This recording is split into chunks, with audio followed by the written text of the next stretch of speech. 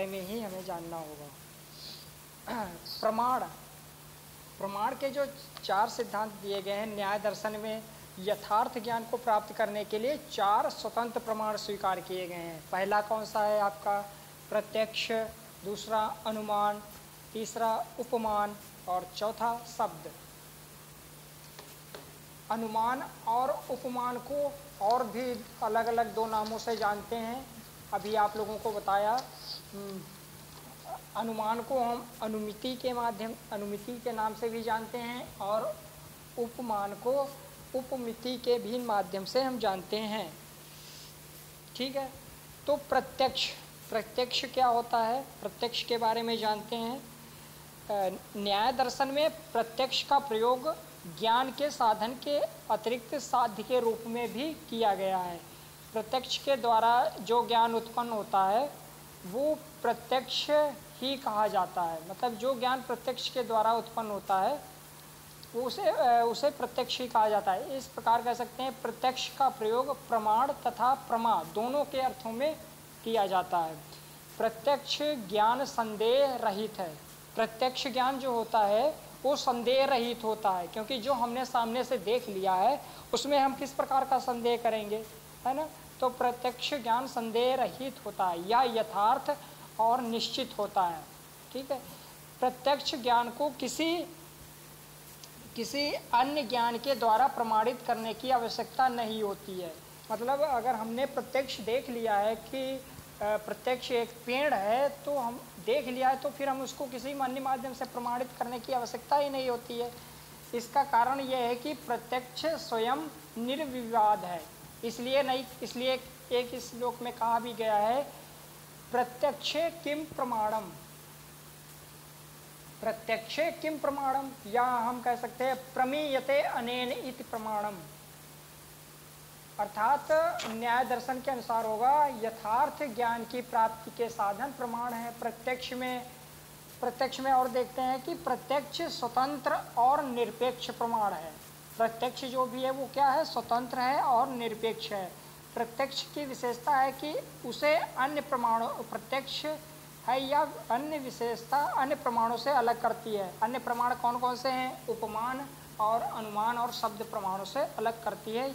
स्वतंत्र और निरपेक्ष की जो प्रमाण है इसके माध्यम से अलग करती है, क्योंकि अन्य प्रमाणों को सापेक्ष माना गया है जबकि इसे निरपेक्ष और स्वतंत्र माना गया है। इन्हीं सब कारणों से प्रत्यक्ष की महत्ता कह सकते हैं न्याय दर्शन में सबसे अधिक है।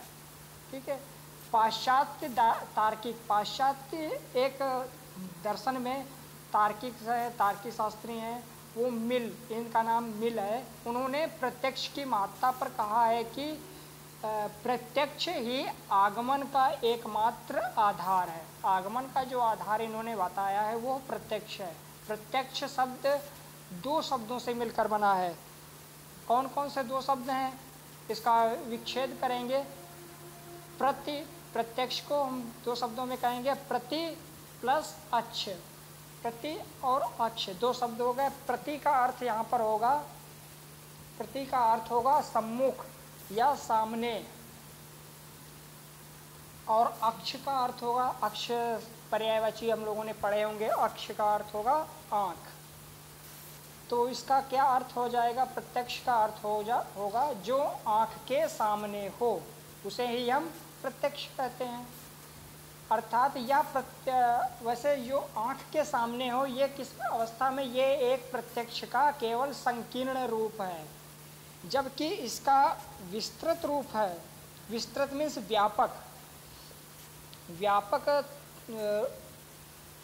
व्यापक रूप में इसको हम प्रत्यक्ष को ले सकते हैं। ज्ञानेंद्रियों द्वारा प्राप्त ज्ञान को हम व्यापक अर्थ में ले सकते हैं। न्याय दर्शन के प्रतिपादक जो महर्षि गौतम ने हैं, उन्होंने प्रत्यक्ष को परिभाषित किया है एक श्लोक के माध्यम से, इंद्रियार्थ सन्निकर्षोत्पन्न ज्ञानम प्रत्यक्षम। ये इस श्लोक के माध्यम से इन्होंने बताया है। अर्थात कह सकते हैं कि इंद्रिय अर्थ सन्निकर्ष से जो ज्ञान प्राप्त होता है वो प्रत्यक्ष है। इंद्रिय अर्थ और सन्निकर्ष, सन्निकर्ष के बारे में भी मैं आप लोगों को बताऊंगा। इंद्रिय, अर्थ या विषय या सन्निकर्ष। ओके, इसके साथ में भारतीय दर्शन में कुल 6 इंद्रियां मानी गई हैं। कौन कौन सी हैं? जिनमें है आँख, 5 इंद्रिय होंगी, आँख, कान, नाक, त्वचा, जीभ, ये 5 इंद्रिय होंगी। इसके साथ ही एक आपकी छठी इंद्रिय है, वो है आपका होगा मन। इसको हम आंतरिक इंद्रिय भी कहते हैं। ये आपकी बाह्य इंद्रिय कौन कौन सी हैं? आँख, नाक, कान, जिह्वा, त्वचा, ये आपकी बाह्य इंद्रिय हैं। और आंतरिक इंद्रिय है मन। इन इंद्रियों के माध्यम से हम चीज़ों को प्रत्यक्ष करते हैं। बाह्य इंद्रियों के द्वारा हम चीज़ों को प्रत्यक्ष करते हैं, और आंतरिक इंद्रिय मन के द्वारा हम अंतः प्रत्यक्ष करते हैं। इसको हम अर्थात इन रूप से हम 3 बातें देखते हैं। ये 3 कौन कौन सी बातें हैं? पहला इंद्रिय, दूसरा विषय, और तीसरा सन्निकर्ष। ठीक है, इंद्रिय क्या होती है? इंद्रिय हम लोगों ने अभी पढ़ा है। तो इंद्रिय 2 प्रकार की होती है, ज्ञानेंद्रिय और कर्मेंद्रिय।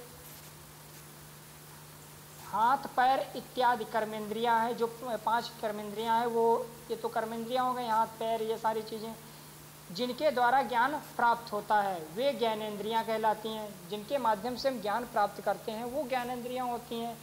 इंद्रिय से ज्ञानेंद्रियां या इंद्रिय हम कुछ भी कह सकते हैं।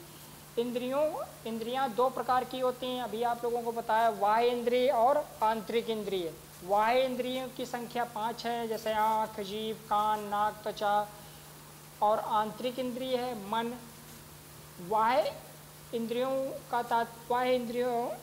के द्वारा हम बाह्य पदार्थों का ज्ञान प्राप्त करते हैं, और आंतरेंद्रियों से हम मन से आत्मा के सुख, मतलब हम मन में क्या करते हैं, आंतरेंद्रिय के माध्यम से आत्मा हमारी किस प्रकार से सुख महसूस कर रही है, दुख महसूस कर रही है, ज्ञान क्या है, इसे इत्यादि का ज्ञान हम प्राप्त करते हैं ये मन के द्वारा। इन इंद्रियों के अभाव में प्रत्यक्ष ज्ञान का होना असंभव है। मतलब अगर ये इंद्रियां आपके पास में नहीं है तो हम प्रत्यक्ष ज्ञान नहीं कर सकते हैं। दूसरा है विषय। विषय क्या होगा? प्रत्यक्ष ज्ञान के लिए सिर्फ इंद्रियों का रहना ही पर्याप्त नहीं है। मतलब हमारे पास इंद्रियां हैं, लेकिन हमें कुछ ना कुछ विषय चाहिए।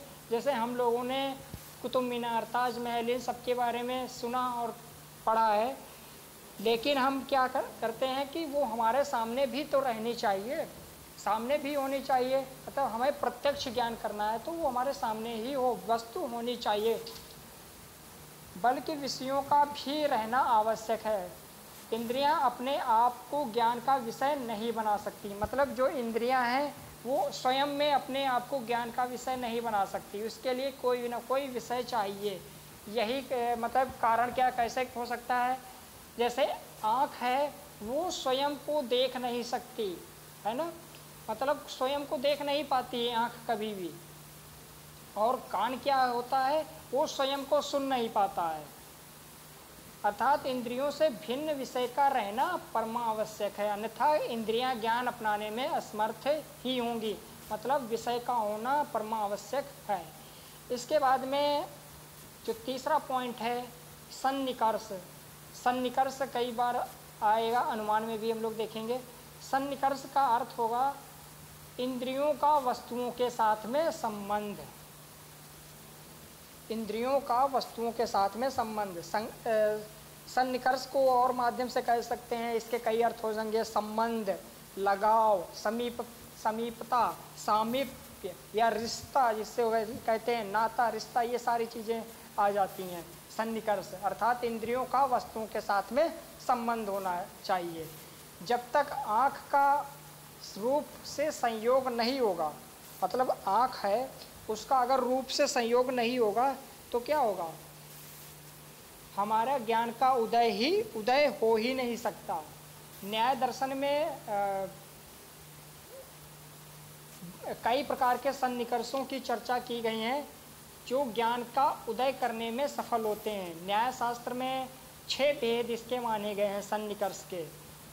ठीक है। पहला है संयोग। संयोग क्या होता है?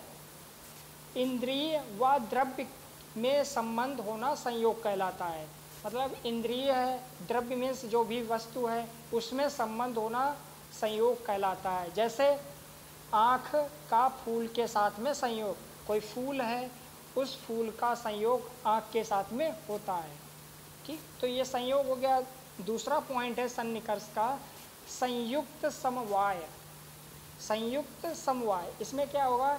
इंद्रिय के वस्तु के उन गुणों के संबंध को कहते हैं जिनमें जो उनमें समवेत है। मतलब इंद्रिय और वस्तु में संयोग हुआ तथा गुण और वस्तु में समवाय हुआ। मतलब इंद्रिय और वस्तु में क्या, जो हम लोगों ने पहले पढ़ा, संयोग होगा और गुण और वस्तु में समवाय होगा। गुण मतलब जो वस्तु के गुण हैं, और गुण जैसे फूल है तो फूल का जो गुण होगा और वस्तु है वो वस्तु है फूल, उनमें जो गुण होंगे उसमें समवाय होगा। नंबर 3 पर आएगा संयुक्त समवेत समवाय। संयुक्त समवेत समवाय, इसमें क्या होगा कि इंद्रिय का वस्तु के साथ संबंध है, वस्तु में गुण समवेत है तथा गुण व गुणत्व में समवाय संबंध है। मतलब जो हम पहले जो पॉइंट देखें सभी एक दूसरे से मिलते हुए जुड़े चलेंगे। ये सारे पॉइंट्स जो जैसे इंद्रिय का वस्तु के साथ में संबंध अर्थात इंद्रिय का वस्तु के साथ में संयोग, वस्तु में गुण समवेत है मतलब संयुक्त समवाय आ गया, तथा गुण व गुणत्व में समवाय संबंध है। मतलब गुण और गुणत्व में समवाय संबंध है, अतः इंद्रिय व गुणत्व में समवेत समवाय संबंध होगा। मतलब जो इंद्रिय होगी और जो गुणत्व होगा उसमें समवेत समवाय संबंध होगा। इसमें पॉइंट अलग अलग रखेंगे, जैसे इंद्रिय वस्तु के साथ में संबंध या संयोग, वस्तु में गुण समवेत हो गया और गुण और गुणत्व में समवाय हो गया, तो इसका बनेगा इंद्रिय का बनेगा गुणत्व में संबंध। ठीक है, तो इसको हम कहेंगे समवेत समवाय संबंध कहते हैं। उदाहरण के लिए जैसे समझ लेते हैं, आँख और गुलाब। आँख और गुलाब के फूल में क्या है? संयोग है। फूल और लाल रंग में समवाय है। आँख और गुलाब के फूल में संयोग है, फूल और लाल रंग में समवाय है, अतः क्या होगा? आँख और फूल में समवेत समवाय स्थापित होगा। ठीक है, अब नंबर 4 पे आएगा समवाय संबंध। समवाय संबंध आएगा, इसमें कह सकते हैं इंद्रिय व गुण में सीधा संबंध समवाय संबंध होता है। उदाहरण के लिए कान शब्द को सुनता है ना? कान क्या होता है? वो शब्द को सुनता है। शब्द आकाश का गुण है।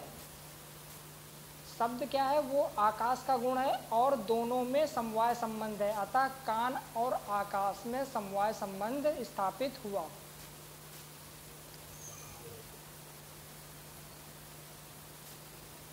समझ में आया यहाँ पर ये समवाय संबंध?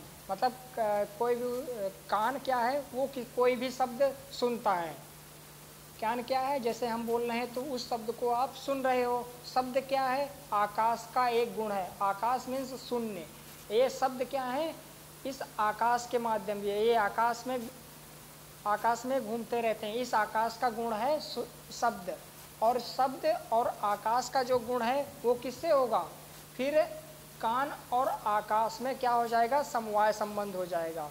मतलब आकाश का जो गुण है शब्द, और शब्द सुन रहे हैं कान, तो आकाश और कान का समवाय संबंध स्थापित हो जाएगा। नंबर 5 पे आएगा समवेत समवाय। समवेत समवाय क्या कहलाता है? शब्द में उसकी जाति समवेत रहता है। ज्यों ही हम कोई शब्द सुनते हैं त्यों ही यह जाति शब्दत्व भी प्रत्यक्ष होता है। मतलब जो भी हम शब्द सुनते हैं उसका शब्दत्व भी प्रत्यक्ष होता है। जैसे कुछ भी मैंने बोला, जैसे कोई भी गुलाब का फूल बोला, तो उस गुलाब के फूल का जो शब्दत्व है वो आपके सामने प्रत्यक्ष होना शुरू हो जाएगा। जैसे कर्णेंद्रिय का शब्दत्व से संबंधित होने में 2 प्रकार का समवाय संबंध विद्यमान होते हैं। पहला क्या होगा? कर्णेंद्रिय का शब्द के साथ में समवाय संबंध और दूसरा शब्द का शब्दार्थ के साथ में समवाय संबंध। मतलब दो चीज़ों का होना आवश्यक है। पहले कान का शब्द के साथ में समवाय संबंध होना चाहिए और शब्द का उसके शब्दार्थ के साथ में समवाय संबंध होना चाहिए। यही कारण है कि इस सन्निकर्ष को संवेद समवाय कहा जाता है। अब नंबर 6 पे जाएंगे, वहाँ पर देखें नंबर 6 है सन्निकर्ष का विशेष विशेषण भाव। विशेष विशेषण भाव, इसमें क्या होगा कि जब किसी वस्तु के अभाव का प्रत्यक्ष करते हैं, मतलब जो कोई भी विशेष वस्तु है उसका अभाव है उसका हम प्रत्यक्ष करते हैं। जैसे अतः स्वतः अभाव नहीं दिखाई देता है, जो अभाव है वो दिखाई नहीं देता है। अब जैसे एग्जाम्पल के माध्यम से समझेंगे इसको, प्रत्यक्ष के साथ में मिला हुआ कोई ना कोई आधार दिखाई देता है, मतलब इसका आधार होना आवश्यक है। जैसे घड़े नहीं है, यह कहने के लिए यह जानना पड़ता है कि भूतल पर घड़े का अभाव है, जो पृथ्वी है उस पर घड़े का अभाव है। यहाँ क्या होगा, भूतल होगा विशेष्य और घड़े का अभाव विशेषण होगा।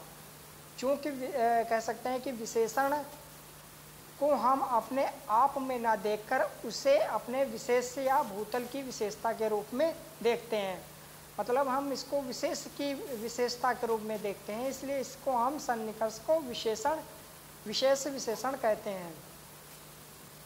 ठीक है। अब इसके बाद में जो प्रत्यक्ष प्रमाण हम लोग पढ़ रहे हैं, तो प्रत्यक्ष प्रमाण के 3 चरण भी बताए गए हैं। तो वो 3 चरण कौन कौन से हैं?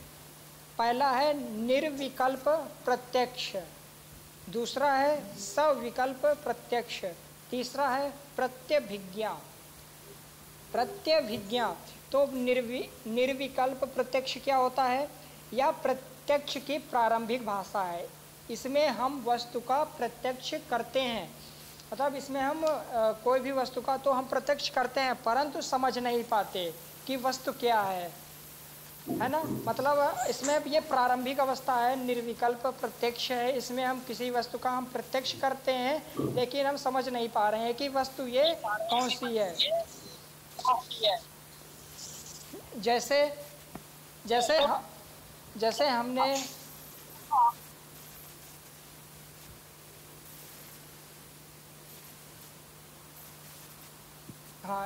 जैसे हमने दूर से कोई वस्तु देखी या हमने दूर से किसी को आते हुए देखा, परंतु हम समझ नहीं पा रहे हैं कि वो कौन आ रहा है। जैसे गांव में होता है, गांव में अक्सर यही होता है कि आसपास के लोग जानते भी हैं या कोई रास्ते पर दूर कहीं कोई जा रहा है, लेकिन हम उसको समझ नहीं पाते हैं कि कौन आ रहा है, कौन या जा रहा है। ये भी नहीं समझ पाते हैं कि व्यक्ति जा रहा है या आ रहा है। मतलब ऐसे ही कोई प्रारंभिक अवस्था होती है, निर्विकल्प प्रत्यक्ष होता है, हम उसको समझ नहीं पाते हैं ठीक ढंग से, तो वो निर्विकल्प प्रत्यक्ष होता है। सविकल्प प्रत्यक्ष क्या होता है? यह प्रत्यक्ष की दूसरी अवस्था है। इसमें इंद्रियों से प्राप्त संवेदना में अर्थ भी जोड़, ये दूसरी, इसमें इंद्रियों से प्राप्त संवेदना में अर्थ भी जोड़ देते हैं और स्पष्टता जान लेते हैं। स्पष्टता सॉरी एक मिनट, देखते हैं सविकल्प प्रत्यक्ष या प्रत्यक्ष की दूसरी अवस्था है। इसमें इंद्रियों से प्राप्त संवेदना में अर्थ भी जोड़ देते हैं और स्पष्टता जान लेते हैं कि अमुक वस्तु यह है। सविकल्प प्रत्यक्ष में वस्तु का स्पष्ट, निश्चित और निर्णायक ज्ञान होता है। मतलब इसमें हमें वस्तु का, जो वस्तु है उसका स्पष्ट, निश्चित और निर्णायक ज्ञान हो जाता है। ठीक है, ये सविकल्प प्रत्यक्ष होता है। जैसे कोई सामने है तो सामने समझ जाते हैं ये अमुक व्यक्ति है। ठीक है, तो नंबर 3 पे आएगा जो प्रत्यक्ष प्रमाण के चरण में नंबर 3 पर होगा प्रत्यभिज्ञा। प्रत्यभिज्ञा ये तीसरा प्रत्यक्ष है। इसका तात्पर्य है पहचानना। कई बार प्रत्यक्षीकरण में हमें वस्तु के प्रत्यक्ष ज्ञान के साथ साथ ही यह ज्ञान भी होता है कि हमने इसे पहले भी देखा है, तो यह प्रतिभिज्ञा प्रत्यक्ष होता है। जैसे कोई आप ही लोग अभी देखते हैं कि अभी एमएड कर रहे हो साथ में, तो आप साथी हो, सहपाठी हो, इसके अतिरिक्त जब आप 10 साल 20 साल बाद आप वापस कहीं किसी मोड़ पर आप मिलोगे तो आपको एक ज्ञान होगा, मतलब प्रतिभिज्ञा होगी कि मैंने इनको कहीं देखा है ना। उसको आप प्रत्यक्ष, आप उसको सामने से तो देख रहे हो, लेकिन आपने उसको धीरे धीरे पहचान भी रहे हो कि ये हो सकता है, और ये ज्ञान है कि हमने इसको पहले भी देखा है, तो ये प्रतिभिज्ञा होगा। ठीक है। अब इसके बाद में न्याय दर्शन में जो प्रत्यक्ष के 2 प्रकार भी बताए गए हैं, मतलब वो आपके पहले हो गए व्याख्या इसकी कर रहे थे, तो प्रत्यक्ष की परिभाषा इसमें जो श्लोक था उसके माध्यम से 3 प्रकार देखे थे। इंद्रिय विषय सन्निकर्ष, इसके चरण थे जो निर्विकल्प प्रत्यक्ष, सविकल्प प्रत्यक्ष और प्रतिभिज्ञा। अब न्याय दर्शन में जो प्रत्यक्ष हैं इसके 2 प्रकार बताए गए हैं। पहला प्रकार है लौकिक प्रत्यक्ष, दूसरा है अलौकिक प्रत्यक्ष। लौकिक प्रत्यक्ष क्या होता है? लौकिक प्रत्यक्ष होता है सांसारिक वस्तुओं व उनके गुणों से जो संबंधित होता है, वो लौकिक प्रत्यक्ष होता है। अर्थात जब इंद्रिय अर्थ सन्निकर्ष साधारण ढंग से होता है तो इसे लौकिक प्रत्यक्ष कहते हैं। मतलब हम सांसारिक वस्तुओं और उसके गुणों को देखते हैं, समझते हैं, प्रत्यक्ष करते हैं, वो लौकिक प्रत्यक्ष होता है। ठीक है। लौकिक प्रत्यक्ष को भी फिर से 2 भागों में डिवाइड किया गया है। वो 2 भाग हैं, पहले भी हमने बता चुके हैं। पहला है बाह्य प्रत्यक्ष, दूसरा है मानस बाह्य प्रत्यक्ष। अर्थात मानस बाह्य प्रत्यक्ष अर्थात मानसिक भावों द्वारा। बाह्य प्रत्यक्ष हैं उनको फिर 5 भागों में डिवाइड किया गया है। वो 5 भाग कौन कौन से हैं वो आप लोग जानते हो। इंद्रियां, जो इंद्रियां हैं वही 5 भाग हैं। मतलब चाक्षुष प्रत्यक्ष मतलब आँखों द्वारा जो हम प्रत्यक्ष करते हैं। श्रावण, कानों द्वारा हम जो सुनते हैं। घ्राणज, नाक द्वारा जो हम सुगंध महसूस करते हैं। रोशन, जिह्वा द्वारा जो हम स्वाद लेते हैं। त्वक मीन्स होगा त्वचा द्वारा जो हम महसूस करते हैं स्पर्श करके। ये आपके बाह्य प्रत्यक्ष में आएंगे। बाह्य लौकिक प्रत्यक्ष होगा। मानस बाह्य लौकिक प्रत्यक्ष में आएगा मानसिक भावों द्वारा अर्थात मन के द्वारा जो भी प्रत्यक्ष किया जाता है वो लौकिक प्रत्यक्ष में आता है। अब इसके बाद में हम लोग देखेंगे प्रत्यक्ष ज्ञान के जो 2 भेद बताए थे, लौकिक प्रत्यक्ष और अलौकिक प्रत्यक्ष। उसमें से अलौकिक प्रत्यक्ष के बारे में जानते हैं। अलौकिक प्रत्यक्ष क्या होता है? इसमें यह होता है कि पारमार्थिक प्रत्यक्ष ज्ञान होता है। ठीक है। पारमार्थिक प्रत्यक्ष ज्ञान अर्थात इसमें जब इंद्रिय अर्थ सन्निकर्ष असाधारण ढंग से होता है तो इसे अलौकिक प्रत्यक्ष कहते हैं। ये अलौकिक प्रत्यक्ष 4 प्रकार का होता है। जो आपके गंगेश उपाध्याय है, जो नव न्याय के प्रणेता है, नव न्याय के बारे में बताया है तत्व चिंतामणि में, इसमें इन्होंने 4 भेद माने हैं। इस अलौकिक प्रत्यक्ष के 4 भेद हैं। पहला भेद है सामान्य लक्षण अलौकिक प्रत्यक्ष। सामान्य लक्षण क्या होता है? इसमें किसी सामान्य तथ्य का बोध होता है। इसमें कोई भी सामान्य तथ्य हो गया उसका बोध हो जाएगा। जैसे यदि कहा जाए कि सभी मनुष्य मरणशील हैं, ये एक सामान्य बोध हो गया। सामान्य तथ्य है कि सभी मनुष्य मरणशील है, तो इसका यह अर्थ ये होता है कि मरणशीलता मनुष्यता का लक्षण है। मतलब मनुष्य है, उसका जो लक्षण होगा वो मरणशील होगा। अथवा कह सकते हैं कि दोनों में घनिष्ठ संबंध है। मरणशीलता और मनुष्यता में इनमें घनिष्ठ संबंध है। और ये कह सकते हैं कि ये तीनों कालों से परे हैं। मतलब भूत वर्तमान भविष्य तीनों कालों से परे है। मरणशील मनुष्य है तो वो मरणशील है। इस प्रकार मनुष्य एक विचार, और दूसरा उदाहरण ले सकते हैं, मनुष्य एक विचारशील प्राणी है। ये सामान्य लक्षण कह सकते हैं। ये सामान्य लक्षण लौकिक प्रत्यक्ष कहलाते हैं। अब इसके बाद या हम एक और उदाहरण देख सकते हैं। जैसे जब हमने धुएं को देखा, मतलब कहीं भी धुआं विद्यमान है, धुएं को देखा, तो इसके साथ में जो इसका सामान्य तत्व क्या होगा? धूमृत्व। मतलब धुएं का जो ध्रुवमत्व होगा वही एक सामान्य तत्व हो जाएगा। मतलब आग जल रही है तो उसमें धुआं होगा तो वो उसका धूम्रत तत्व होगा। अब इसके बाद में अलौकिक प्रत्यक्ष में जो दूसरा पॉइंट है वो है ज्ञान लक्षण अलौकिक प्रत्यक्ष। इसमें क्या आएगा होगा, एक इंद्रिय द्वारा दूसरी के विषय का ज्ञान होना ज्ञान का होना लक्षण कहलाता है। उदाहरण के माध्यम से जैसे देखते हैं, दूध से बने चरणामृत, जैसे दूध से हम लोग घर में अभी आपके कुछ ही दिनों में पूजा होगी, कथा होगी, तो वहाँ पर जो चरणामृत बनता है, दूध से जो चरणामृत बनता है, इसको देखकर यह ज्ञान हो जाता है कि ये चरणामृत मीठा होगा। ये क्या होगा, ज्ञान का लक्षण होगा। अर्थात यहाँ पर जो मीठापन है वो मीठापन किसके माध्यम से, किसका विषय है, मीठापन किसका विषय है कि कौन से इंद्रिय के माध्यम से उस मीठापन को महसूस कर पाते हैं, वो हम रासन द्वारा, रासन मीन्स जिह्वा द्वारा उस मीठापन को महसूस करते हैं। वो हमारा जो विषय जिह्वा द्वारा उस विषय का हमें ज्ञान में होता है। पर एक इंद्रिय के प्रत्यक्ष से दूसरी इंद्रिय के प्रत्यक्ष का ज्ञान हो जाता है। अतीत के ज्ञान पर आधारित होने के कारण इसे ज्ञान लक्षण प्रत्यक्ष भी कहते हैं। मतलब एक इंद्रिय के प्रत्यक्ष से हम दूसरी इंद्रिय के प्रत्यक्ष का ज्ञान को कर लेते हैं।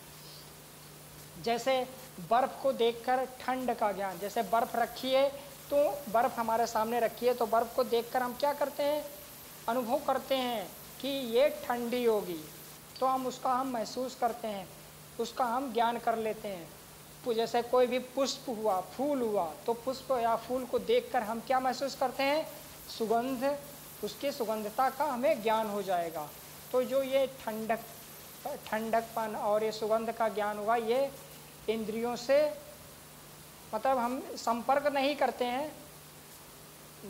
इसमें ये ज्ञान लक्षण में ऐसा होगा, सामान्य लक्षण में हम इसको संपर्क करेंगे और ज्ञान लक्षण में हम इंद्रियों से संपर्क नहीं करेंगे, फिर भी हमें उसका ज्ञान होता है। इसमें ये होगा, मतलब इंद्रियों से संपर्क करना जरूरी नहीं है।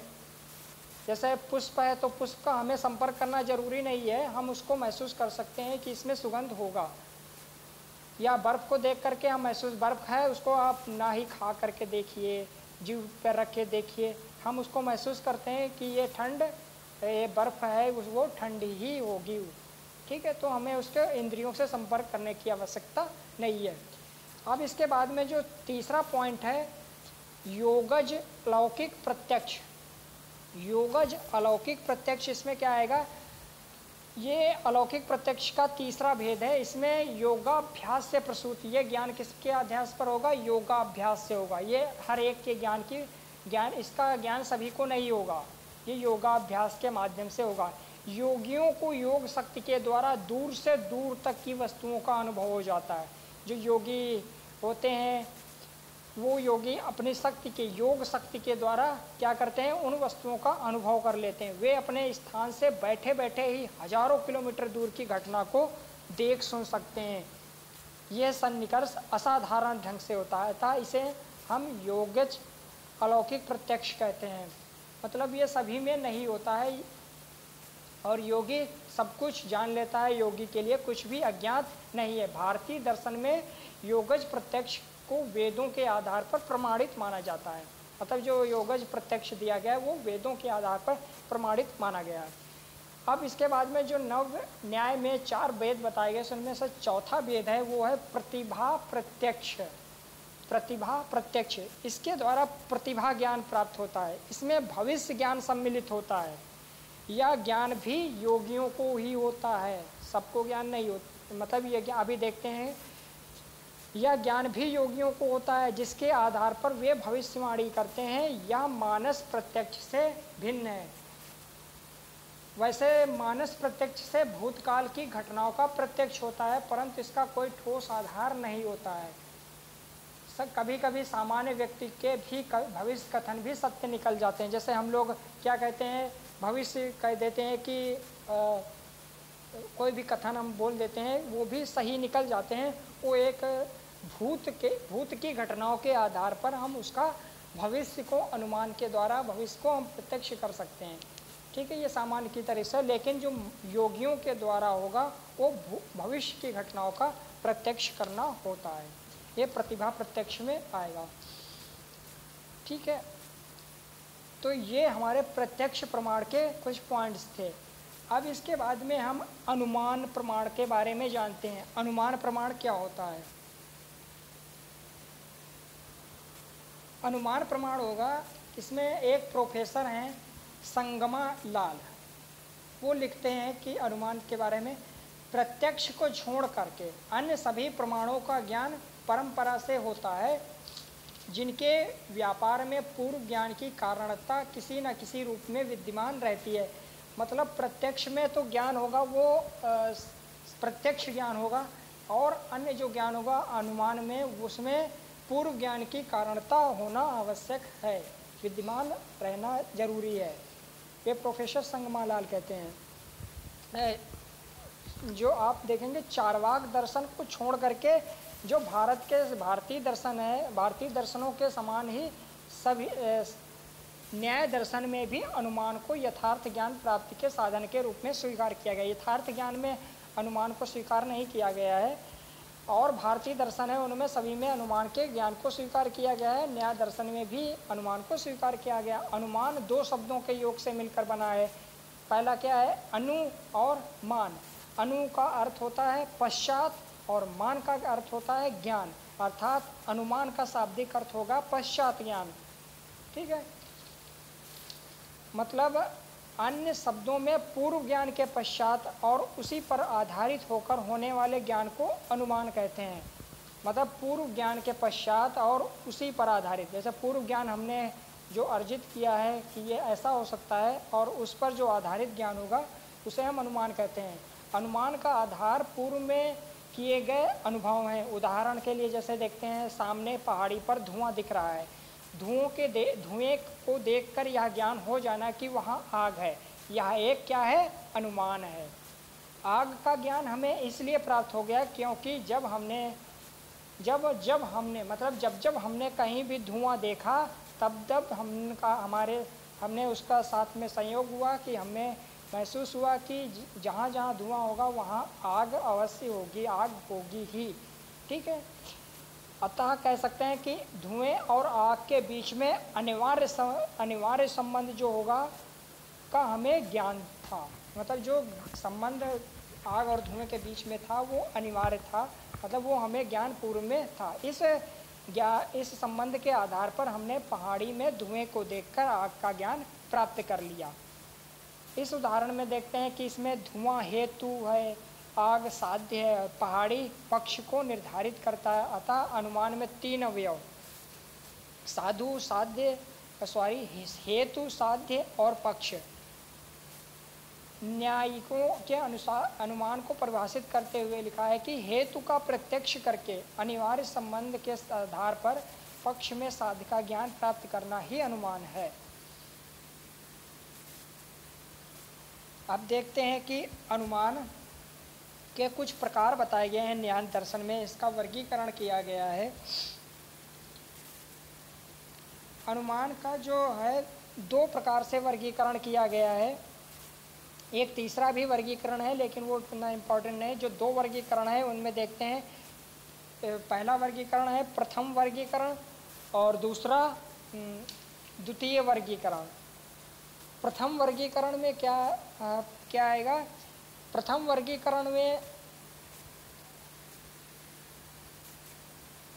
वर्गीकरण के अनुसार इसमें अनुमान के दो प्रकार निर्धारित किए गए हैं। पहला है स्वार्थ अनुमान, दूसरा है परमार्थ अनुमान।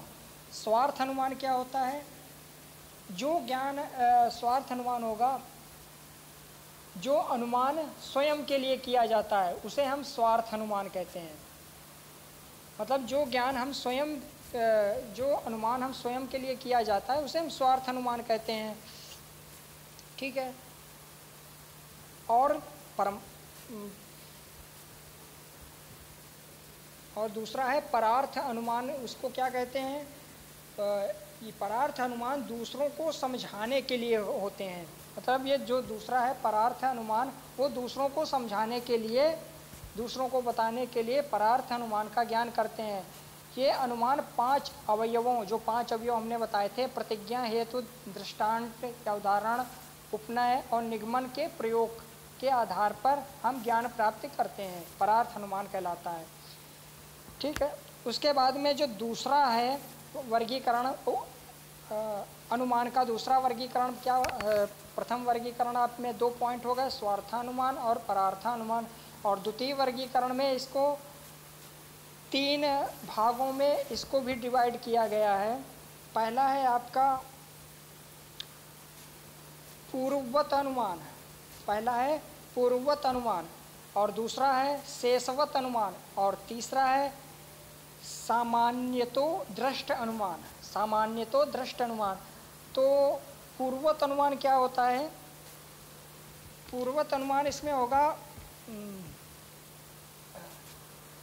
जब कारण का प्रत्यक्ष करके कार्य के होने का अनुमान किया जाता है तो वो पूर्ववत अनुमान होता है। मतलब व्युत्पत्ति के आधार पर पूर्व का अर्थ है पहले अथवा कारण, तथा वत का अर्थ होगा यहाँ पर जैसा या अनुसार। इस प्रकार पूर्ववत अनुमान हुआ है जो पहले जैसा हो, जिसमें कारण के अनुसार कार्य का अनुमान लगाया गया हो। मतलब पहले जिस प्रकार से हुआ, घटित हुआ हो, अब उसी कारण के अनुसार हम उस कार्य का अनुमान लगा लेते हैं।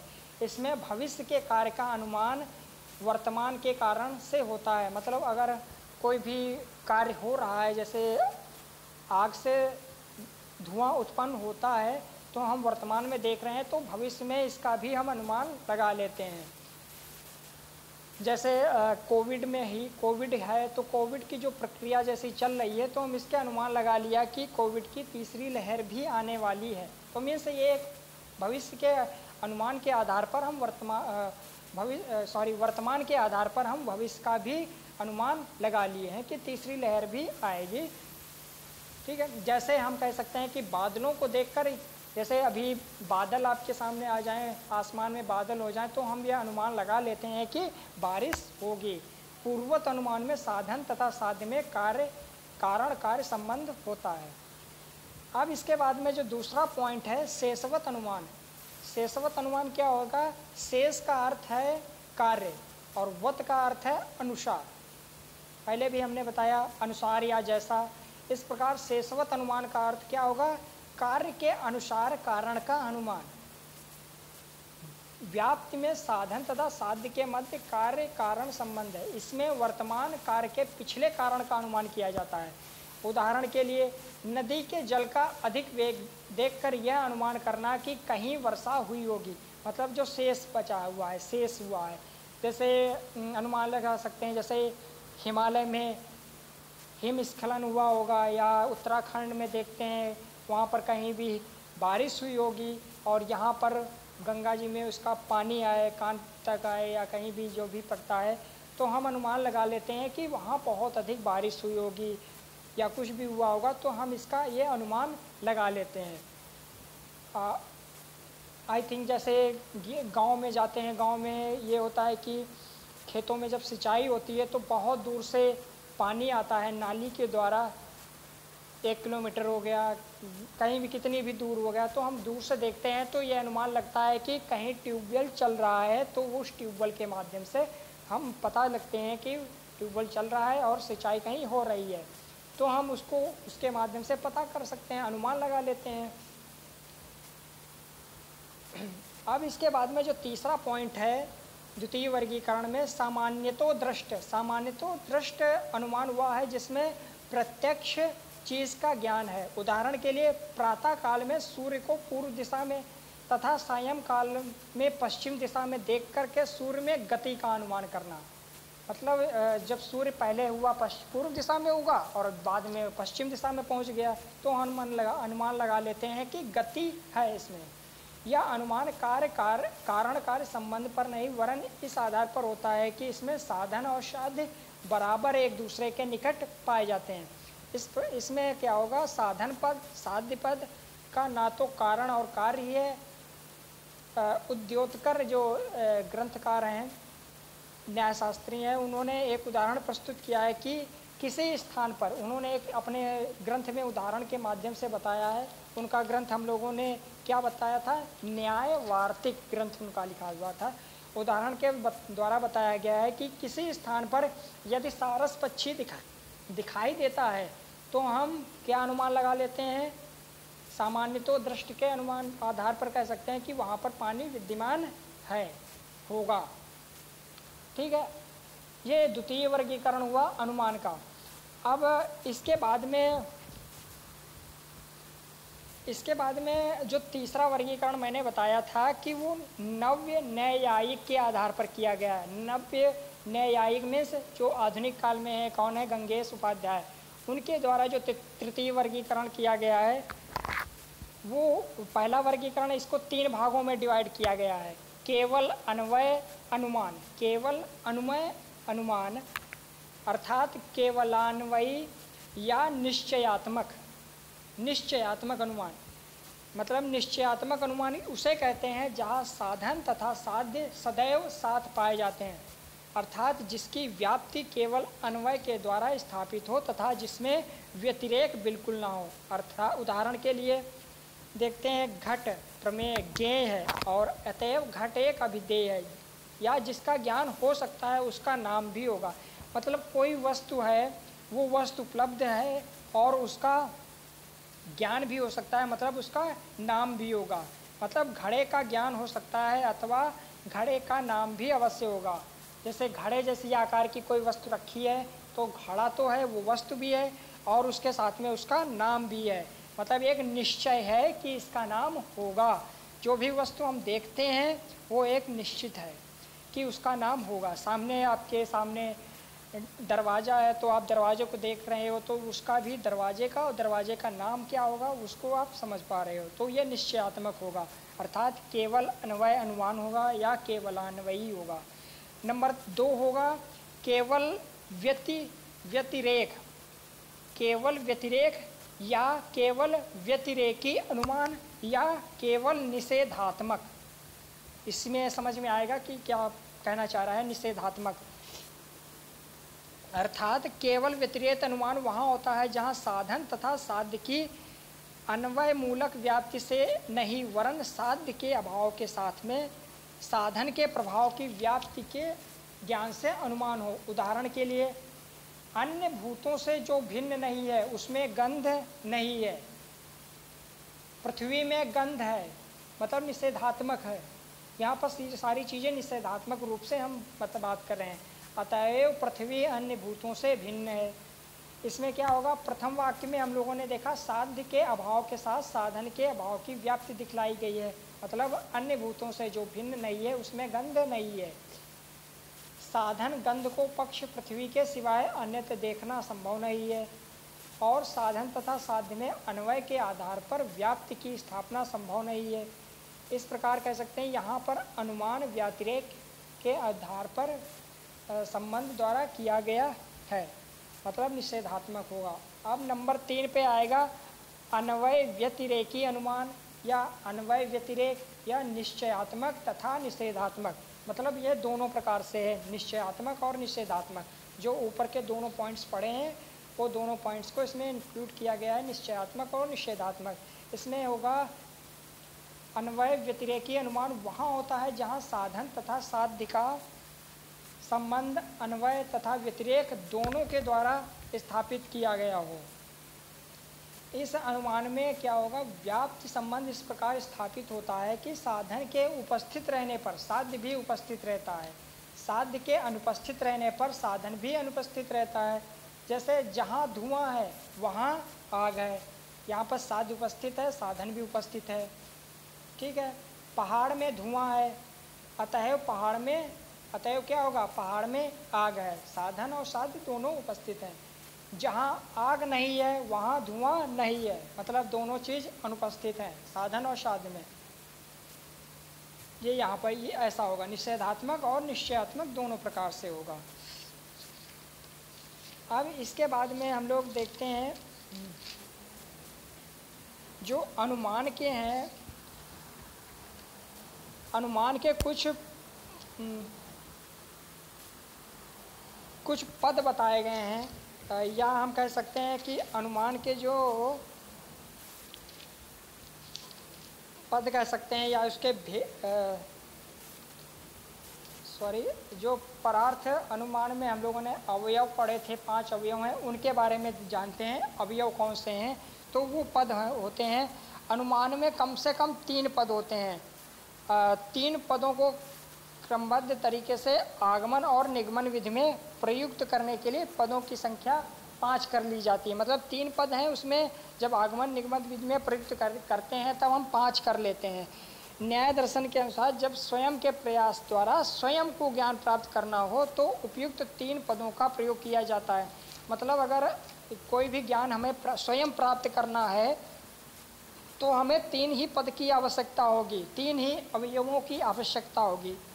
और अगर किसी दूसरों को ज्ञान देना है, अन्य को ज्ञान देना है, तो 5 पदों की आवश्यकता होगी। ये भी 5 अवयव, इस 5 अवयव हैं। पहला है प्रतिज्ञा। प्रतिज्ञा मतलब पर्वत अग्निमय है, अर्थात वह विषय जिसे सिद्ध करना है, मतलब जिसे हमें सिद्ध करना है, जिसे सिद्ध करना है वो प्रतिज्ञा होता है। जैसे पहाड़ में आग है, या कह सकते हैं पर्वतो वही मान धूमात, ठीक है, पहाड़ में आग है। दूसरा होगा हेतु। हेतु अर्थात कारण, क्योंकि पहाड़ में धुआं है, अर्थात पर्वत में या कह सकते हैं धुआं निकल रहा है, अर्थात धूमात। और नंबर 3 पर होगा दृष्टांत। दृष्टांत क्या होगा, जिसे हम उदाहरण भी कहते हैं। जहाँ धुआं है वहाँ आग है, अर्थात एक उदाहरण ले सकते हैं, धुआं कहाँ कहाँ हो सकता है, उदाहरण के माध्यम से समझ सकते हैं वो धुआं कहाँ कहाँ पर हो सकता है। धुआं घर में भी हो सकता है, घर में जो चूल्हा है उसमें हो सकता है, या भट्ठी कहीं जल रही है वहाँ हो सकता है, कारखाना चल रहा हो वहाँ हो सकता है, भट्ठा होगा वहाँ पर हो सकता है धुआं। मीन्स हम कई उदाहरणों के द्वारा जान सकते हैं। अर्थात यो यो धूमान सा सा वहिमानम, अर्थात जहाँ जहाँ धुआं होता है वहाँ वहाँ अग्नि होती है, ठीक है। नंबर 4 पर आएगा उपनय, अर्थात प्रयोग। प्रयोग करते हैं, इस पहाड़ में धुआं है, प्रयोग के माध्यम से हमने सिद्ध किया। पर्वत पर भी धुआं है, या पहाड़ पर धुआं है, या पर्वत पर भी धुआं है। तथा चायम, ये हमने प्रयोग के माध्यम से सिद्ध किया। और निगमन क्या निकला, मतलब निष्कर्ष क्या निकला हमारा, अतएव हमारा ये निष्कर्ष निकला कि इस पहाड़ में आग है। ये हम लोगों ने इसको सिद्ध किया अवयव के माध्यम से। इन 5 पदों की आवश्यकता होगी जब हम दूसरे को सिद्ध करा रहे हैं। अतः हम कह सकते हैं कि निगमन विधि, इसमें पूर्ण धारणा यह है कि ज्ञान पहले से विद्यमान होता है, हम उसका केवल अनावरण या खोज करते हैं। मतलब ज्ञान निगमन विधि में ज्ञान क्या होगा, जो पहले से पूर्व धारणा है, ज्ञान पहले से विद्यमान होता है, अब उसको हम अनावरण या उसकी खोज करते हैं। पहाड़ में आग है तो हम उसकी खोज करेंगे, हाँ वास्तव में पहाड़ में आग है, तो हम उसको निगमन के माध्यम से सिद्ध करेंगे। परंतु आगमन विधि में इसमें क्या करेंगे, इसमें इस बात पर यह आधारित होता है कि ज्ञान उत्पन्न होता है वह उसका नित्य विकास होता है। आगमन विधि में ये होगा कि ज्ञान उत्पन्न होगा और उसका नित्य विकास होगा। मनुष्य अपने प्रयासों के द्वारा नित्य नवीन ज्ञान का विकास करता रहता है ना, नवीन प्रयास करते रहते हैं, अनुसंधान करता रहता है और नवीन ज्ञान की प्राप्ति करता रहता है। इस ज्ञान के विकास की प्रक्रिया में बालक का भी सक्रिय योगदान होता है। आगमन प्रणाली के प्रयोग के बाद भी निगमन द्वारा ज्ञान का दृष्टिकोण करना आवश्यक होता है। मतलब आगमन प्रणाली पहले होगी, उसी जब पहले आगमन प्रणाली का प्रयोग करेंगे उसके बाद में ही निगमन प्रणाली का प्रयोग कर सकते हैं, उसी के माध्यम से उसका ज्ञान हो सकता है। आगमन पद्धति का विवेचन भी न्यायशास्त्र में किया गया है, मतलब न्यायशास्त्र में भी इसको दिखलाया गया है। पदों का मतलब अब इन 5 पद दिए गए हैं, इनको आगमन पद्धति के जो 5 पद हैं उनको हम देखते हैं क्या है। पहला होगा इसमें, जैसे हम लोगों ने निगमन में पढ़ा था, यहाँ पर सिद्ध कर रहे थे, तो पहला प्रतिज्ञा था, दूसरा हेतु, उदाहरण, उपनय और निगमन था। इसमें क्या करेंगे, पहले हम लेंगे उदाहरण। आगमन में उदाहरण ले लिया, क्या लिया, जैसे हम एक मैथ का उदाहरण लेते हैं। त्रिभुज का खा गा 3 कोणों का योग 180 डिग्री है, मतलब त्रिभुज बना है, आप लोग पढ़े होंगे मैथ में, त्रिभुज के तीनों कोणों का योग 180 अंश होता है। मतलब का खा गा 3 कोण है, इन तीनों कोणों का योग 180 होगा। और एक दूसरा त्रिभुज है, माना आबासा करके एक और त्रिभुज है, तो क्या होगा, इनके भी तीनों कोणों का योग 180 डिग्री होगा। ये हमने उदाहरण ले लिए। अब इसके साथ में जो दूसरा पॉइंट होगा उपनय। उपनय में क्या होगा, उपनय में हम यहाँ पर देखेंगे ता था दा या ABC आकृति भी त्रिभुज है। मतलब 2 हमने उदाहरण पहले दे दिए कि ये दोनों उदाहरण है 180 डिग्री के हैं। तीसरा भी उदाहरण उपनय में हमने दिया कि ABC या ता था दा आकृति करके एक और त्रिभुज बना है, तो उसका हम क्या अनुमान लेंगे जो उपनय में हमने याद करवाना चाह रहे हैं। तो नंबर 3 पर आएगा अनुमान। अनुमान में क्या कर सकते हैं, हमने अनुमान लगाया कि तीनों कोणों का योग 180 डिग्री होना चाहिए। इसके मतलब जो हम ABC है उदाहरण के माध्यम से उपनय में जो है सिद्ध कर रहे हैं कि अनुमान से कि इसके तीनों का कोणों का योग भी 180 डिग्री होना चाहिए। अब अभ्यास के माध्यम से कैसे करेंगे, जो चौथा पॉइंट है अभ्यास। इस प्रकार के अन्य त्रिभुज के कोणों का नाप करेंगे। अभ्यास में जाएंगे, अभ्यास मीन्स प्रैक्टिस। जैसे मैथ में एक सवाल बता दिया गया, अब उस सवाल के आधार पर हम पूरी एक्सरसाइज करते हैं, तो अभ्यास करते जाते हैं। इसी प्रकार से हम अन्य त्रिभुजों के कोणों का अभ्यास करेंगे। अब इसके बाद में जो पांचवा पॉइंट आएगा निष्कर्ष। निष्कर्ष में क्या आएगा, त्रिभुज के तीनों कोणों का योग 180 डिग्री होगा। मतलब जो हम निष्कर्ष निकालते हैं, अगर इस प्रकार से कोई त्रिभुज दिया गया है तो त्रिभुज जैसी आकृति में 180 डिग्री का कोण होगा। आगमन प्रणाली का आग्रह इस पर है कि ज्ञान उत्पन्न होता है तथा इसका नित्य विकास होता है। जानते हैं मनुष्य अपने प्रयत्नों द्वारा नूतन ज्ञान का विकास करता है, अतः ज्ञान विकास की इस प्रक्रिया में, ठीक है, मतलब यहाँ पर हमें नए ज्ञान की प्राप्ति होती है, नया ज्ञान प्राप्त होता है। आगमन विधि का एक और विकसित रूप देखते हैं, जॉन डीवी ने भी एक रूप दिया था आगमन विधि का। यहाँ पर देख लेते हैं कुछ समय के लिए। इसके कुछ पद दिए गए हैं, पद के द्वारा इसकी व्याख्या और उदाहरण के माध्यम से देखते हैं। पद दिया गया है, पहला होगा जिज्ञासा या प्रश्न। जिज्ञासा या प्रश्न मतलब समस्या की चेतना। धुआं उठते हुए उस पर्वत पर क्या है, उदाहरण है धुआं उठते हुए उस पर्वत पर क्या है, ये जिज्ञासा या प्रश्न है। फिर नंबर 2 है विश्लेषण। यहाँ पर हम तत्वों का विश्लेषण करेंगे, अर्थात कोहरा, धूल, बादल, धुआं। मतलब वहाँ पर कोहरा भी हो सकता है, धूल भी हो सकती है, बादल भी हो सकता है, धुआं भी, बादल या धुआं भी हो सकता है, ठीक है। तो विश्लेषण करते हैं, किया हमने इन पार्टों में डिवाइड कर दिया, या चूल्हा होगा, भट्टी की होगी, या कोई कारखाना होगा, भट्टा होगा, तो हम विश्लेषण ऐसे कर सकते हैं। प्राकल्प मीन्स परिकल्पना, हाइपोथेसिस जिसको हम कहते हैं, परिकल्पना का यहाँ पर हम निर्माण कर लेते हैं। जैसे आप लोग सिनॉप्सिस में परिकल्पना का निर्माण किए होंगे, तो यहाँ पर परिकल्पना का निर्माण कर लेंगे। धुआं उठ रहा है अतः पर्वत पर आग लगी है, मतलब धुआं उठ रहा है तो पर्वत पर आग लगी है।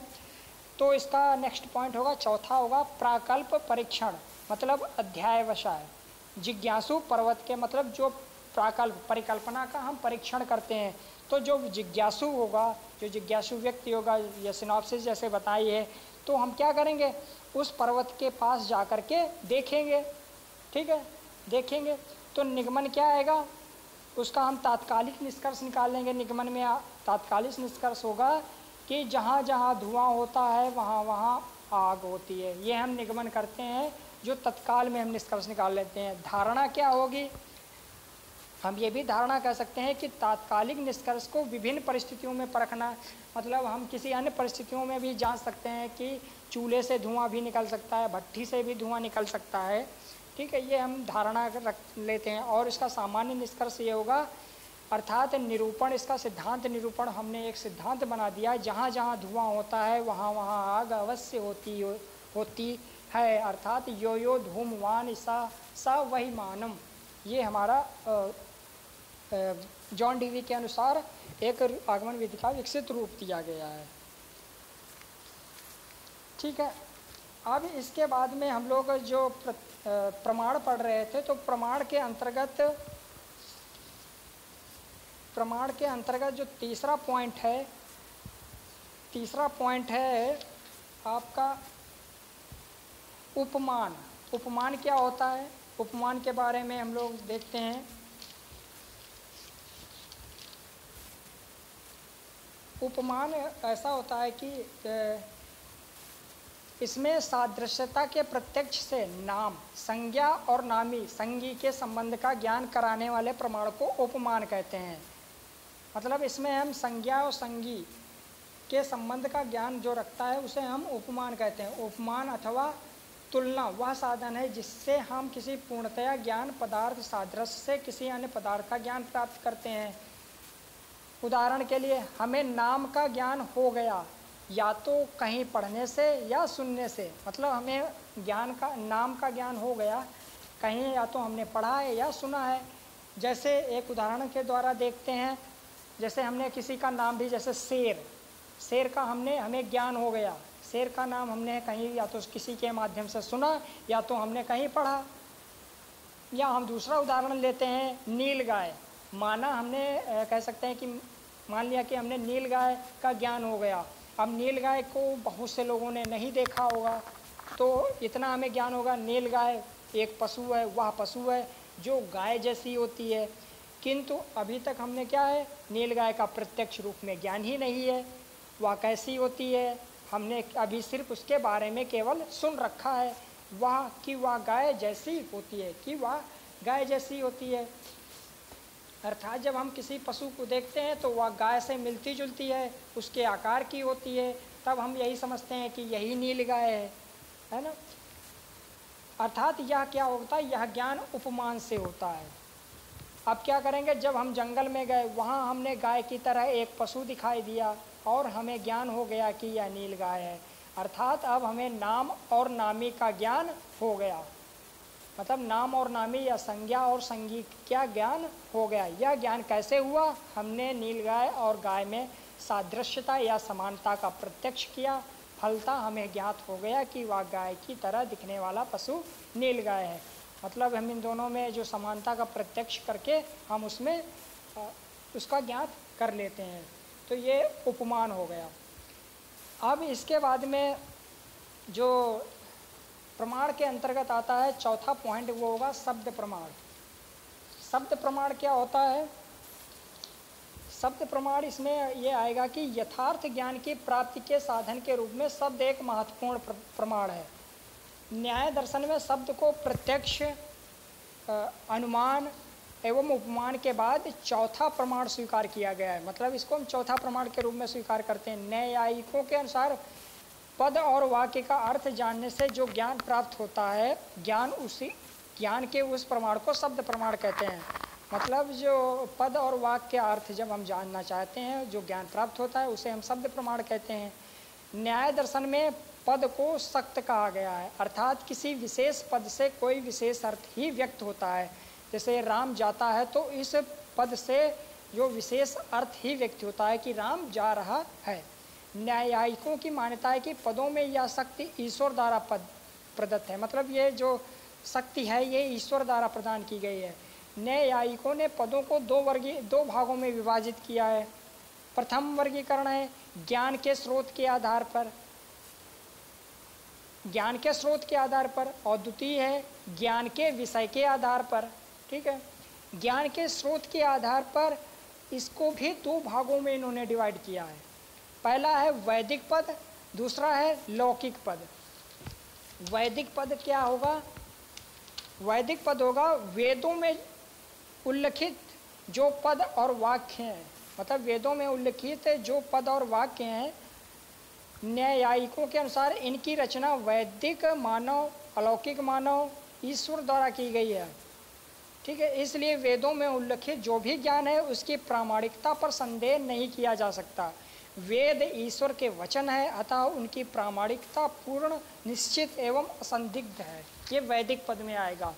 ठीक है, नंबर 2 है लौकिक पद, जो हम लोग पढ़ रहे थे। शब्द के जो दो भागों में बांटा गया है ज्ञान के स्रोत के आधार पर, तो इसमें से दूसरा पद है लौकिक पद। लौकिक पद में ये होगा कि न्यायिकों के अनुसार जिन लौकिक वाक्यों की रचना उनके विशेषज्ञों ने की। मतलब ऐसे वाक्य हैं जिनकी विशेषज्ञ ने रचना विशेषज्ञ ने कर दी, केवल उन वाक्यों को ही प्रमाणिक माना जा सकता है। इन विशेषज्ञों को न्यायिकों ने आप्त पुरुष कहा है, आप्त पुरुष की संज्ञा दी गई है। आप्त पुरुष आप लोग जानते हो क्या कौन होते हैं? आप्त पुरुष को विशेषज्ञ कहते हैं, ठीक है। जैसे रोगों के कारण तथा रोगों के उपचार के बारे में जो ज्ञान हमें धन्वंतरी ने दिया, धन्वंतरी नाम आप लोगों ने सुना होगा, इलाज भी आयुर्वेदिक के माध्यम से किया होगा तो उसमें जानकारी मिल सकती है। जो उनके रोग के कारण और रोगों का जो उपचार धन्वंतरी ने कहा जो बताया है वो सर्वथा सत्य माना जाएगा, क्योंकि धन्वंतरी आप्त पुरुष थे, मतलब विशेषज्ञ थे। किसके उन रोगों के बारे में उन्होंने रोग पर उसके विशेषज्ञ थे, ठीक है। इस प्रकार से ज्योतिष के बारे में जो भी ज्ञान पराशर, मतलब ज्योतिष के बारे में जो ज्ञान प्राप्त किया है विशेषज्ञ हैं, आप्त पुरुष हैं, वो कौन है? पराशर और जैमिनी। इन्होंने कहा है कि वह सत्य है क्योंकि वे भी ज्योतिष के विशेषज्ञ हैं, अर्थात आप्त पुरुष थे। न्यायिकों के अनुसार ये आप्त पुरुष परमात्मा एवं जीवात्मा दोनों का संयुक्त रूप है, मतलब परमात्मा और जीवात्मा दोनों का संयुक्त रूप होता है, ठीक है। तो ये हो गए ज्ञान के स्रोत के आधार पर वैदिक पद और लौकिक पद। अब देखते हैं ज्ञान के विषय के आधार पर भी इसको दो पदों में विभाजित किया गया है। पहला है दृष्टा और दूसरा है अदृष्टा। दृष्टा में क्या आएगा? यदि पदों या वाक्यों से प्राप्त होने वाले ज्ञान का प्रत्यक्ष किया जा सकता है तो ऐसे पदों को दृष्टा पद कहते हैं। आई थिंक जैसे मान लेते हैं कि जैसे कोई पद दिया गया या वाक्य है, उस प्राप्त होने वाला ज्ञान का प्रत्यक्ष उस वाक्य में लिखा है और उसका हम प्रत्यक्ष कर सकते हैं तो उसे हम दृष्टा कहते हैं। जैसे इलाहाबाद में संगम है, इलाहाबाद आप जाओगे, संगम है, संगम जाकर के वहाँ पर प्रत्यक्ष कर सकते हो। जैसे कानपुर में पनकी मंदिर है ना, तो आप उस कानपुर में जाकर के प्रत्यक्ष कर सकते हो, है ना। यही प्रत्यक्ष दृष्टा पद में आएगा। ये आएगा आपके ज्ञान के विषय के आधार पर, आपको उसका ज्ञान है, ज्ञान का विषय है, उसको हम दृष्ट कर सकते हैं, प्रत्यक्ष कर सकते हैं। नंबर 2 पॉइंट है अदृष्टा पद। यदि शब्दों से या पदों से प्राप्त होने वाले ज्ञान का प्रत्यक्ष नहीं हो सकता तो ऐसे पदों को अदृष्टा पद कहते हैं या दृष्टा। इसके अंतर्गत कौन कौन से आते हैं? इसमें आएंगे जैसे पाप पुण्य, नैतिक अनैतिक, धर्म अधर्म आदि से संबंधित पदों को सम्मिलित किया जा सकता है। इसमें जैसे ईश्वर सर्वशक्तिमान है, ये भी इसमें आएगा। गरीबों की सहायता करने से ईश्वर की कृपा प्राप्त होती है आदि। जैसे देखते हैं जैसे इसमें क्या कह सकते हैं, इसमें ऐसे पद होंगे, ऐसे पद दे दिए जाएंगे, ऐसे वाक्य दे दिए जाएंगे जिसका हम प्रत्यक्ष नहीं कर सकते। जैसे पाप पुण्य का हम प्रत्यक्ष नहीं कर सकते कि हम उसका फल पाप होगा या पुण्य मिलेगा, या कोई भी कर्म कर रहे हैं तो उसका नैतिक होगा या अनैतिक होगा, कोई भी और कर रहे हैं धर्म है या अधर्म है, या ईश्वर का सर्वशक्तिमान है, हमने इसका प्रत्यक्ष नहीं किया है। ये वाक्य दिया गया ईश्वर सर्वशक्तिमान है, प्रत्यक्ष हमने नहीं किया है लेकिन हम इसको मान रहे हैं। गरीबों की सहायता करने से ईश्वर की कृपा प्राप्त होती है। अब गरीबों की सहायता से प्राप्त होती है या नहीं प्राप्त होती, इसको हम प्रत्यक्ष नहीं कर सकते, ठीक है। तो ये आएगा आपका अदृष्टा पक्ष में। न्यायिकों के अनुसार शब्द अनित्य हैं, क्योंकि ये कहते हैं, न्यायिक कहते हैं कि शब्द जो होते हैं वो अनित्य हैं क्योंकि ये उत्पन्न तथा नष्ट होते हैं। मतलब जैसे हम लोग जो शब्द आज पढ़ रहे हैं वो शब्द उत्पन्न और नष्ट होते हैं। शब्दों के अर्थ देने की जो योग्यता है उसे शब्द शक्ति कहते हैं। न्यायिकों जो कहते हैं कि उनके अनुसार शब्द शक्ति ईश्वर की इच्छा पर निर्भर करते हैं। मतलब ईश्वर की इच्छा होगी, वो शब्द शक्ति का क्या अर्थ देना है वो ईश्वर की इच्छा पर निर्भर करेगा, क्योंकि शब्द शक्ति ईश्वर द्वारा निश्चित की गई है। जैसे एक बार जैसे हम लोग कहते हैं कि सृष्टि का प्रलय, सृष्टि है उसमें प्रलय होता है। अब प्रलय जब हुआ, उस प्रलय के बाद में जो शब्द, कौन से शब्द आएंगे, अब वो शब्द आए तो उन शब्दों का उस सृष्टि में क्या अर्थ होगा, ये ईश्वर किसी शब्द का दूसरा अर्थ ईश्वर ही ये निश्चित करेंगे। मतलब प्रलय के बाद में जो शब्द होंगे उसका अर्थ केवल ईश्वर ही निश्चित करेगा। अर्थात शब्द और अर्थ का संबंध अनित्य है, क्योंकि यह ईश्वर की इच्छा पर निर्भर करता है। मतलब शब्द अनित्य है, वो शब्द नित्य नहीं होता है। शब्द का अर्थ आज ये बनता है और इस शब्द का अर्थ दूसरा भी हो सकता है सृष्टि के प्रलय के बाद में। ठीक है, तो फिर ये आप लोगों के प्रमाण के जो प्रमाण के सिद्धांत थे, 4 प्रकार थे, प्रत्यक्ष, अनुमान, उपमान और शब्द। ये आप लोगों का इस प्रकार से ज्ञान की प्राप्ति, ये सारा कुछ हम कह सकते हैं कि ज्ञान मीमांसा के अंतर्गत सब कुछ आता है। हम इस माध्यम से ज्ञान को प्राप्त कर सकते हैं। ठीक है, अब समाप्त करते हैं ये टॉपिक। और भी आप लोगों को पूछना या बताना हो तो आप बता सकते हो। ओके, और भी इसमें चीज़ें पढ़ने की आवश्यकता है, आप पढ़ सकते हो। Okay sir. जैसे हम लोगों ने अभी हम लोगों ने जैसे जो फर्स्ट सेकेंड यूनिट में आपका एपिस्टोमोलॉजी है, ज्ञान मीमांसा है, तो यही सब ज्ञान मीमांसा के अंतर्गत आएगा। जो न्याय दर्शन का अभी हम लोगों ने 2 क्लासेस में पढ़ा है, यही सारा कुछ न्याय मीमांसा में आ जाएगा। और जो सांख्य दर्शन में, वैदिक दर्शन में, इस्लाम दर्शन में, बौद्ध दर्शन में, जैन दर्शन में, मतलब जितने भी दर्शन है, आदर्शवाद, यथार्थवाद, जितने भी ज्ञान मीमांसा पढ़ा है वो सब ज्ञान मीमांसा में ही, एपिस्टोमोलॉजी में ही आएगा। तो आप अगर कंटिन्यू हो जाता है तो आप वहाँ से यहाँ से सब चीज़ें समझ सकते हो। ओके, ठीक है, आप लोगों को पूछना या बताना हो तो ठीक है, और क्लास को एंड कर दे। Okay okay sir. Okay, thank you sir. Thank you sir. ये थक गए होंगे सर, बराबर क्लास ले रहे सर। नहीं, ये हो जाता है। हाँ, आप लोगों को मेरी आवाज़ सुनाई दे रही ना?